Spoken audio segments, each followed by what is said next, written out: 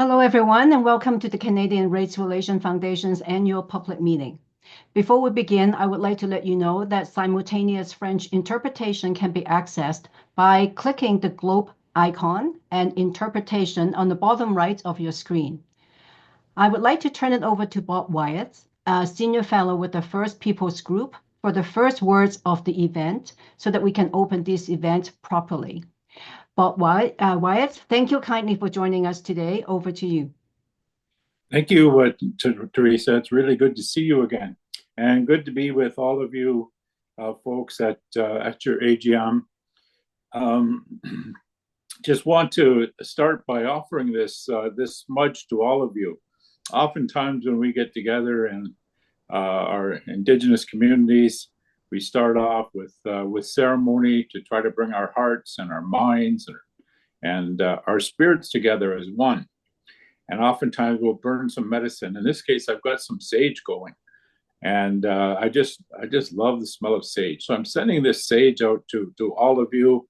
And if we're sitting around in community with each other, which we are virtually, we bring this sage around as an offering to each of you. And if you're inclined to smudge, you would pull that smoke up over your head. So you bring your very best thoughts to bear on the issues at hand. And you bring that smudge up over your eyes so you'd see each other with great clarity and look at each other with kindness and affection. And over your ears so that you'd be attentive and listen to those good words that are being said. And over your mouth so you try to speak with that generosity and with that balance of honesty and kindness. And over your heart so you bring your heart to bear on that work that's being done. So we can imagine that we're sitting in a circle with each other and the smudge has gone around and you look around the circle at each other and smile. And then we would say a few words of usually of gratitude. And so I'll just offer that on behalf of all of us. So I just say, bonjour, sego, ani, Kenosha Wake Megasi Indigenous Cause, Makwadodam, Ojamdero, Sogoindi, so Creator. Chimigwech and Yawagoa for this day, this beautiful day, another chance, a new beginning. So we give gratitude for all those things that are part of creation that helps to take care of us. And we turn our minds to the mineral world and say thank you, and miigwech to the mineral world, the clays and the rocks and the soils and the sands for everything they do to take care of us.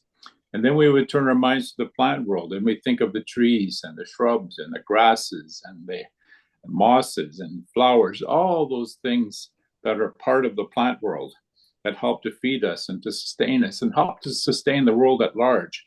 And we would offer our gratitude there.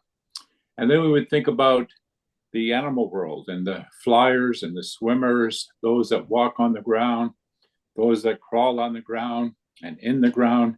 And we'd say to miigwech, thank you, merci, for everything that the animal kingdom does to support us. And then we would turn our minds to ourselves, our human family, and we would offer gratitude that we're able to sit together as a family and able to come together in community and acknowledge that no matter where we come from, that we all carry with us our medicine bundle, those sacred teachings that we've been given. And there's no place in this entire world that's been left without sacred teachings from the Creator. And we're in this time of reconciliation. And it's an opportunity for us to open our medicine bundles with each other and share our wisdom with each other and our kindness and now spiritual and sacred teachings that can help all of us look at each other in a much better way than what we're doing. Then we ask Creator to send a special blessing to each and every one here and to their families. And we think about this time that we're in, this time of year when Mother Earth is coming back to life again in this part of the world that we live in. You see the little buds on the trees, and the birds are coming back, and the maple sap is already run. People have turned that into syrup. It's a special time of year. And the elders talk about how all winter long, those trees, their root systems have been gathering up that medicine from the earth. And they encourage us to go out into the woods this time of year. Some of them talk about that as a medicine walk.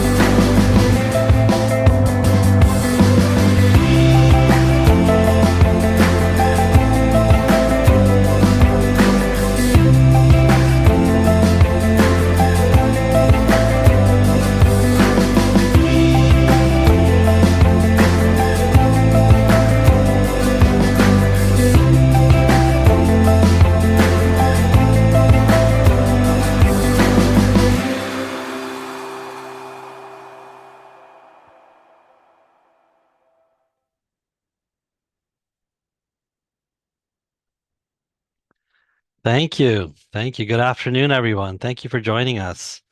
And I hope you enjoyed that opening video. It's just a glimpse of the work that we've done over the past year. And believe me, there's so much more to share.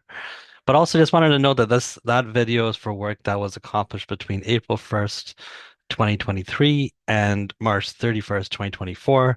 So that's the time period upon which we're reporting on today. But before we begin, I'd like to acknowledge the land we're on. Our head office sits on the traditional territory of many nations, including the Mississaugas of the Credit, the Anishinaabe, the Chippewa, the Haudenosaunee, and the Wendat peoples. And today it remains home to many First Nations, Métis, and Inuit communities. We also acknowledge that Toronto is covered by Treaty 13, and our staff and board live and work across the traditional territories of Indigenous peoples all over this country. At the CRRF, we respect and honor the inherent and treaty rights of all Indigenous peoples, and we're committed to walking that path of reconciliation side by side. I want to give a quick shout out for a few people that are in the audience that came out today. I want to acknowledge our former CRF director, Karen Mock, who's here today, Les and Stefan from the National Association of Japanese Canadians, and Lynn Kobayashi as well. And we have lots of board members, and of course, Akash, who comes every year.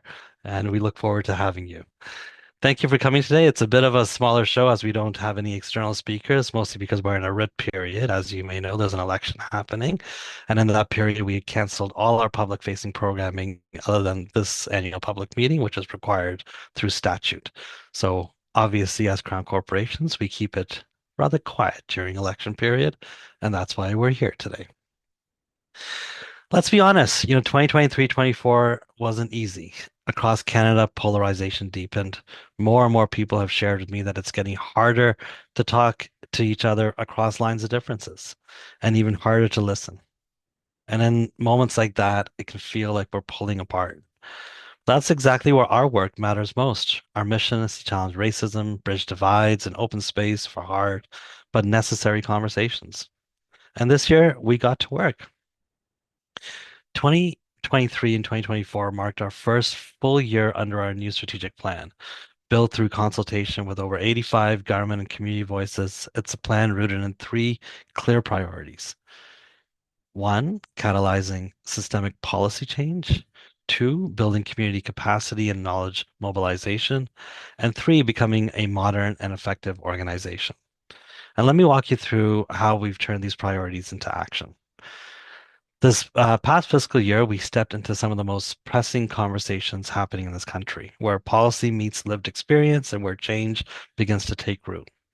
We continue to chair the National Hate Crimes Task Force, a space where we come together with policing agencies from across the country to address how to prevent and respond to hate crimes.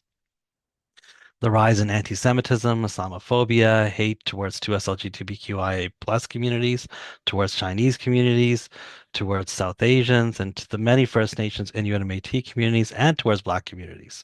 We've seen the numbers rise. Many of us are was watching and deeply troubled by the degree of hate people are facing.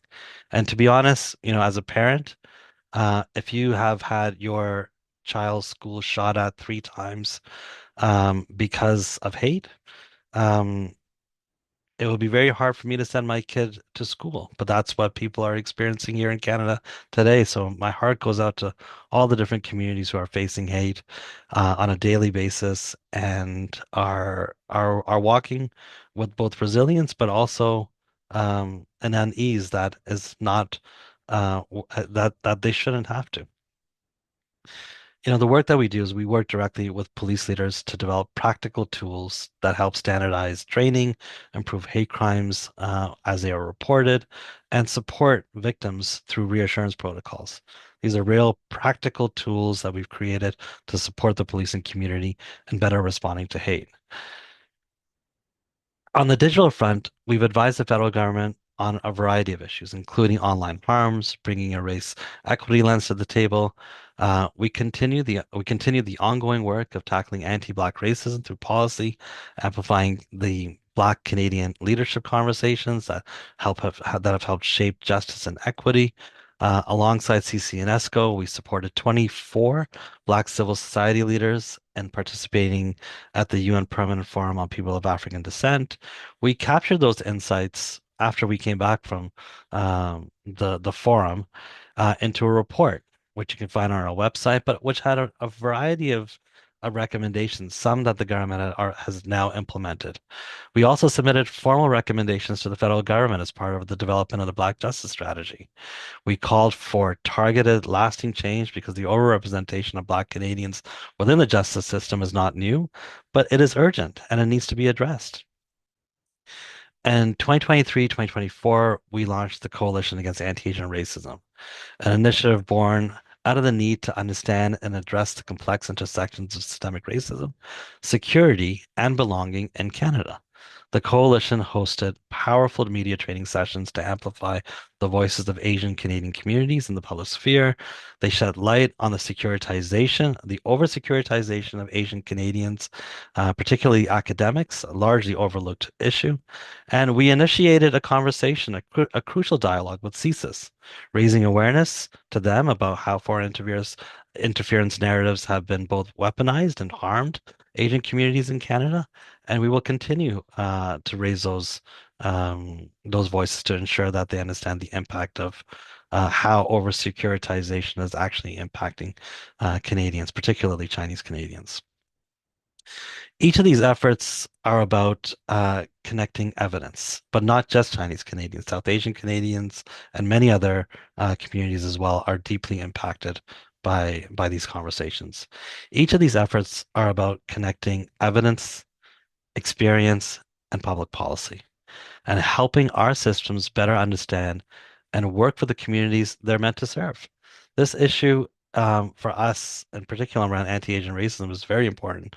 Much because our organization was created out of the Japanese Canadian Redress Agreement, which was a formal document that was negotiated by the Japanese community and the government of Canada, and that led to the creation of the CRRF. We were born to fight anti-Asian racism, as we were born out of the fight against anti-Asian racism, but created as an organization to fight all types of racism in perpetuity. That was a promise that the Japanese community created when they signed that agreement to create the CRRF with the government of Canada. Priority 2, building community capacity and mobilizing knowledge. In communities across the country, we empowered voices and amplified lived experiences. Our Behind Racism exhibit, it's a bilingual exhibit, reached 20,000 visitors across Saskatoon, Thunder Bay, Ottawa, and inspired critical reflection and meaningful conversations. Our National Anti-Racism Fund invested over $3 million into more than 200 organizations that are on the front lines of systemic change. These grants fueled grassroots initiatives, from transformative festivals and powerful conferences to workshops and advocacy projects. Every program was a step forward towards a more inclusive Canada. They had tangible human impact. When we look at Dartmouth, Nova Scotia, we supported the African Nova Scotian Music Association. What began as a small local program with just 7 youth has grown into a regional movement, reaching over 25 youth each month across 5 cities. Their town hall program offers young people a low-pressure space to perform, get feedback, grow their creative voices. Many are now moving into professional mentorship programs. That's the power of grassroots investment, where you help people see an opportunity that they may not have seen through the creation of a space that they may not knew existed. And as we create and put people into new spaces, you can see both their own capacity to dream, improve, and increase, but also the systems around them get to recognize and see beautiful new voices. Across the country, we invested in future storytellers through our Media Fellowship Program. We funded 5 projects to amplify more diverse voices in Canadian journalism. In our youth labs, we trained youth leaders in storytelling, public speaking, and advocacy. And let me tell you, $1 put into youth development and leadership development today is like $10 or $100 later on, because you help them dream. You help them see themselves in spaces that they never had imagined to be in, and then they can take those spaces and own them and be familiar with them and see how they can improve as they move through their journeys. The Civic Youth Fellowship in Edmonton gave youth interns the opportunity to work in the offices of Edmonton City Council with mentorship and encouragement to engage in civic affairs. One of them was Jaden. Jaden grew up in Edmonton's Chinatown, and after a racially motivated tragedy in his community in 2022, he didn't retreat, he acted. He organized cultural events, revived community pride, and through our Civic Youth Fellowship, he helped shape policy for revitalizing Chinatown in Edmonton. Jaden left the fellowship not just with skills, but with pride. His work is building a legacy that will outlast him now.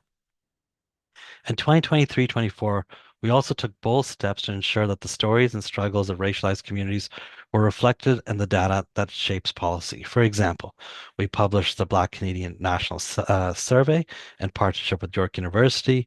We released a study on anti-Asian racism in Canada with Angus Reid, and we launched our Research Community Advisory Network, a vital initiative that ensures the data that we collect is grounded in real life and real lived experiences, but through also with the academic rigor of professors who know very well and deeply the impact of information and information sharing. Priority 3, being a modern and effective organization. Behind all this work is our internal engine. Being a modern and effective organization isn't just a nice to have, it's an essential. If we want to create sustainable change outside, we need to model it inside. In 2023-24, we released our first accessibility plan, and by year's end, we've already met 4 major goals, from training all staff on accessibility to improving our website, our newsletter, and our public events. We also launched a refreshed visual identity and website. The impact, a dramatic boost in engagement. Our newsletter open rate now hit 40% and almost double the industry average. That tells me that people and our audience value what we are creating and what we're sharing, and they're coming back for more because we know, because we show up in matters and that we know people are looking for us towards. So why does this matter? Because our priorities are more than words. We're living, breathing commitments.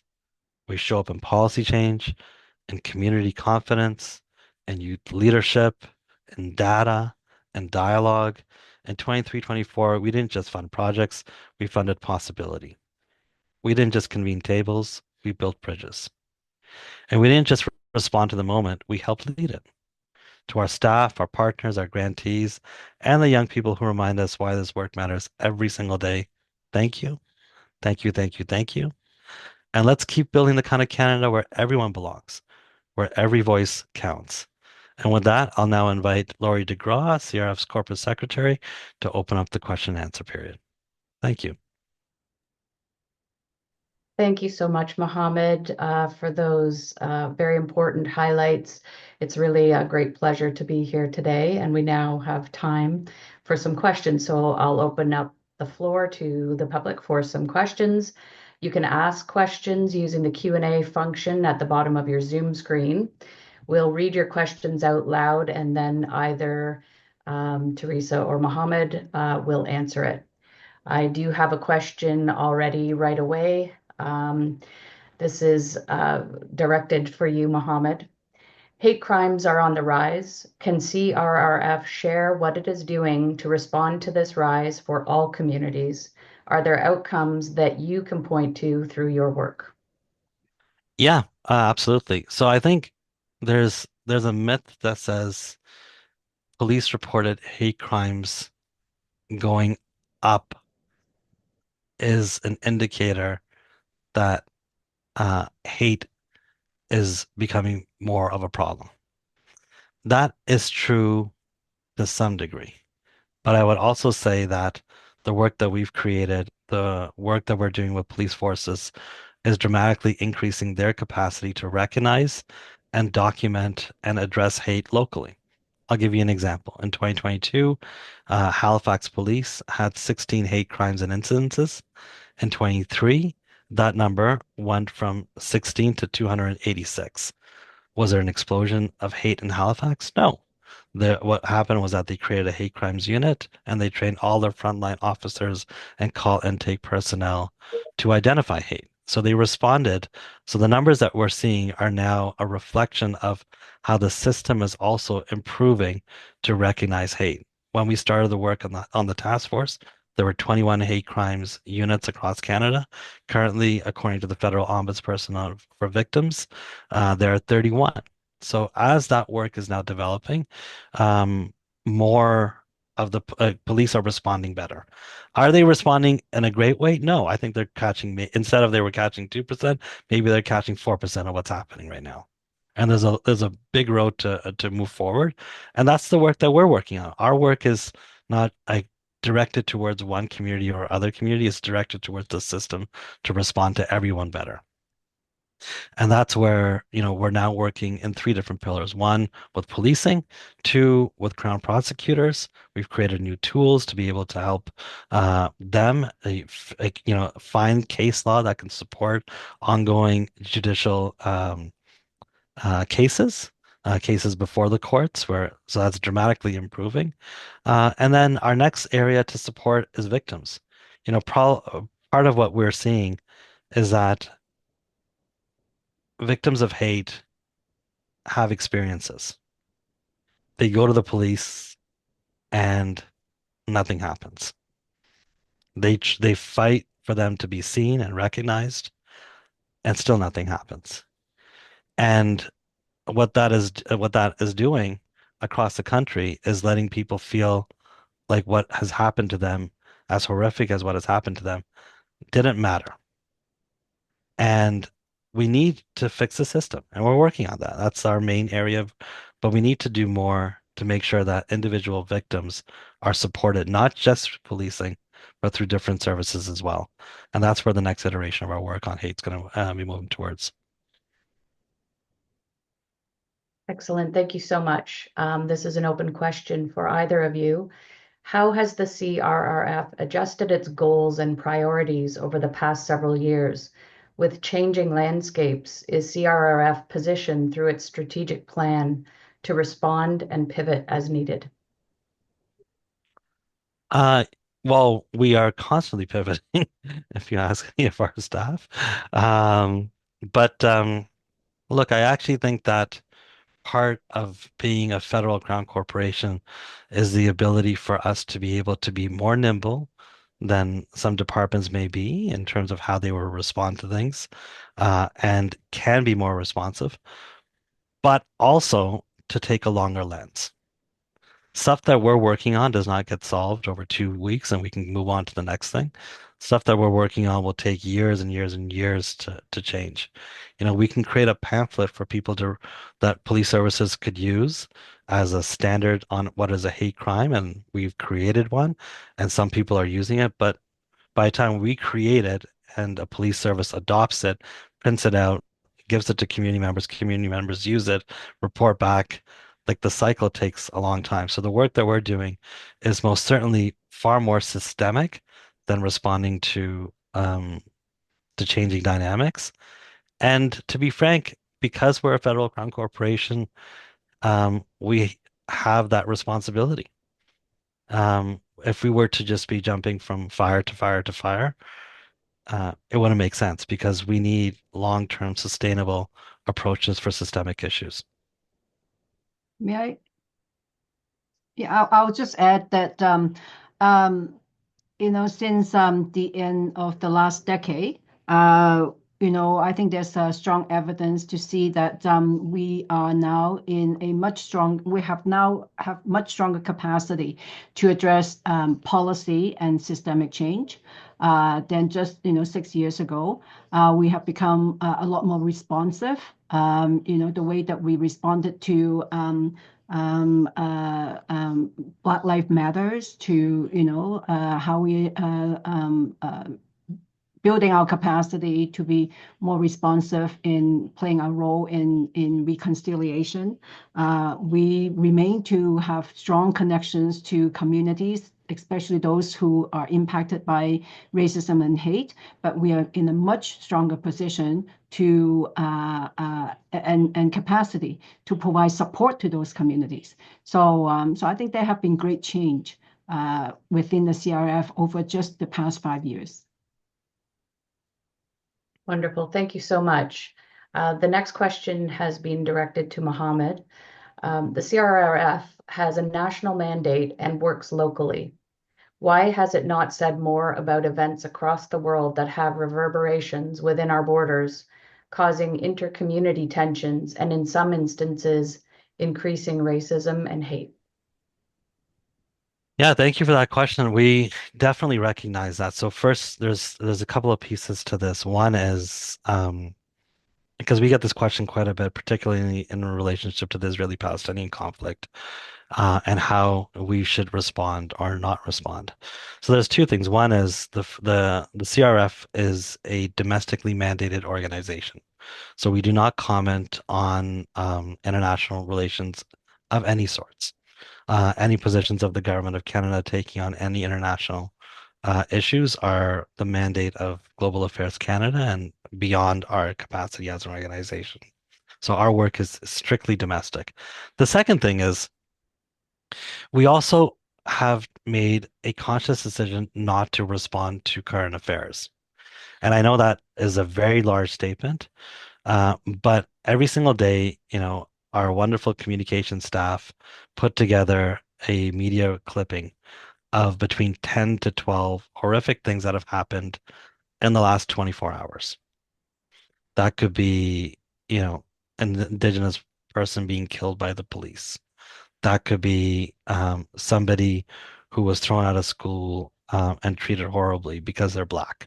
That could be whatever it may be. That could be, it could be in many different places. That could be somebody whose hijab was lit on fire. What we don't do is react to any of it. Because if we were to react to like any of it, we would create the expectation that we're reacting to, that people should have a reaction from us to all of it, because we can't do it unfairly. So therefore, instead of us doing 12 condemnations every single day, we've made a conscious decision to focus on the systemic issues that we're engaged on, speak on issues that we have high degrees of understanding and expertise on, and only that. And I think we put out 11 or 12 statements based on commemorative months that our board has approved.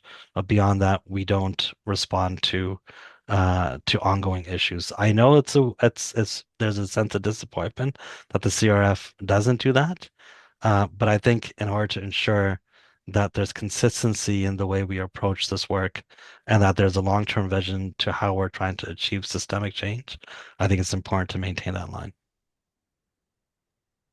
Thank you so much for that. This is an open question to either of you. Does the CRRF work at the individual or systems level? What new initiatives can we expect from the CRRF to change systems while the landscape around us is changing? How will you continue to ensure communities are at the center of your solutions during uncertain times? Yeah, it's a deep question. And maybe I can take it, and Teresa, if you want to jump in, for sure, please do so after. But we do not work on an individual level. We actually have a board policy that restrains the CRF from working on individual cases of any individual anywhere. Because we know, like, if we were to be like, asked to provide a statement on a human rights violation on one case, there's tens of thousands of cases that we would have to probably lean in on of similar nature. That would be and it would not be what our job is. But also, there's human rights commissions and others. There's other dispute mechanisms that exist here in Canada that whose responsibility is to deal with those individual cases. In terms of systems level, that is where we find we have a significant strategic advantage. Like, the CRF is a federal crown corporation. We're within the federal government. So we have access to governments across this country. Not last week, but the week before, I spoke to all the heads of prosecution services across Canada about the work that we're doing and trying to get them to, use some of the tools and resources that we've created. So our work is almost 99% of the time on systems levels. We are notoriously opportunistic. to find windows and policy windows. We recognize that governments will change and that opportunities will look differently around different governments because, political leniencies will differ, and that'll happen province to province. That'll happen city to city. That'll happen federally. And that's just a reality of living in a democracy where that is true, which is great. But that doesn't mean that we think that this work changes or that the system doesn't need constant improvement, where we will be constantly looking for opportunities to where there are policy windows. And in my lifetime, there's always been policy windows, either big or small, that we can respond to, and we're going to respond to them as quickly and as opportunistically as we can. And the other question in terms of how do we ensure that community voices are at the center of it, that's a deeper one for sure. We need to engage further, not just the network of organizations that we support in our relationship with, but more opportunities for us to be able to engage right across the board. And I think we're doing that through our regional coordinators who are doing fantastic jobs across this country. Our board also meets with community organizations. I meet with community organizations, but this is also an open invitation. If communities want to engage with the CRF, this is an open invitation for any of you to engage with any of our staff as well. So I just add a few more comments. So first of all, I think at board level, we have a very reflective board, and people can see from the credential, the expertise, and the experiences of our board members. We have we have the pulse of the community, and also as the Canadian Race Relations Foundation continue to grow, and I had the great privilege to witness and to be part of this time of CRF to see the organization grew from 5 people to 40 people. So the organization now have through the NARF program and the excellent work of the staff, that we have a strong connection and relationship with many of the communities. And if you look at the strategic direction of the organization, community connection is a consistent strategic direction priority of CRF. So I think that we work in multiple ways and levels to ensure that we are well connected to people who are impacted by racism and hate in this country.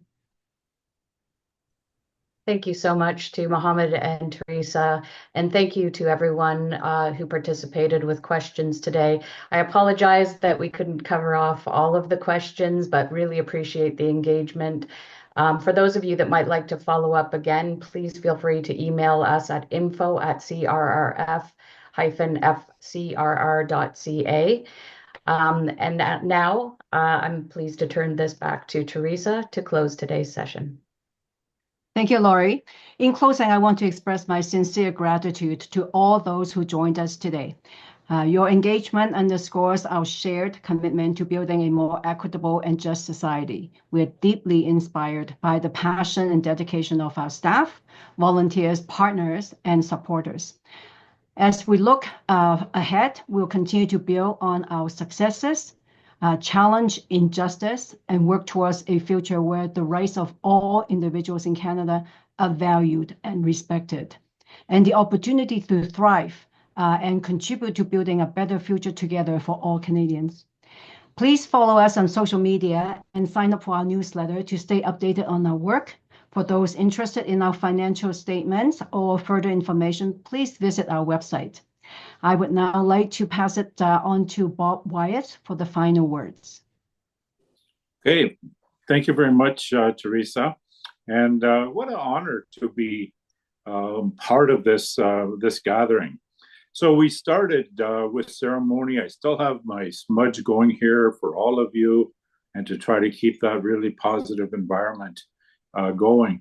One of the things that I heard, and just a quick reflection, is that idea about working at systemic change.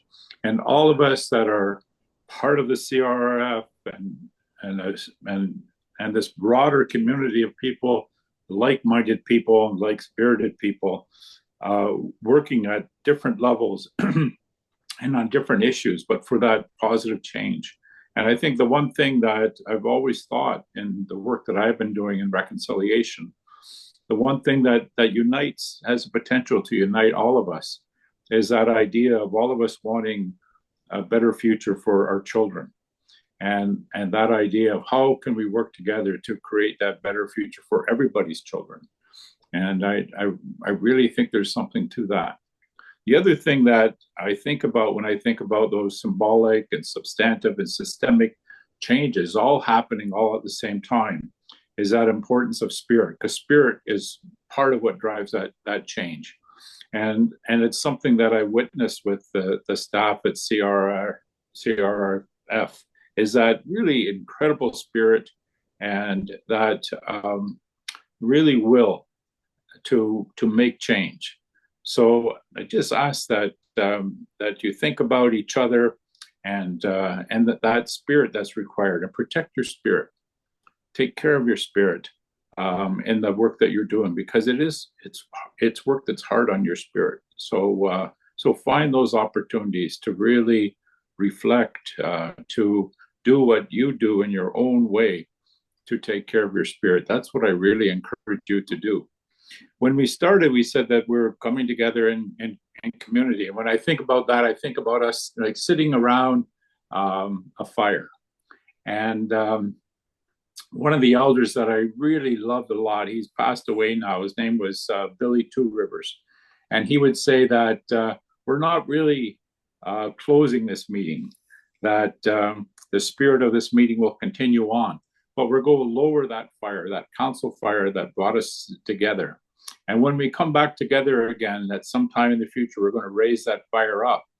But we can be assured that that fire is still going, because we're all continuing to do that work.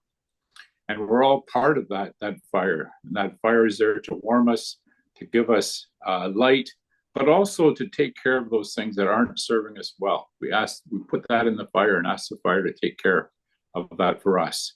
So with that, we'll just lower the council fire and wish all of you a really good day.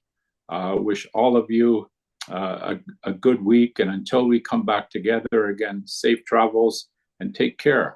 Take care of in all that work that you're doing at all those many levels. So Chimigwech, Nyawagowa. Aho.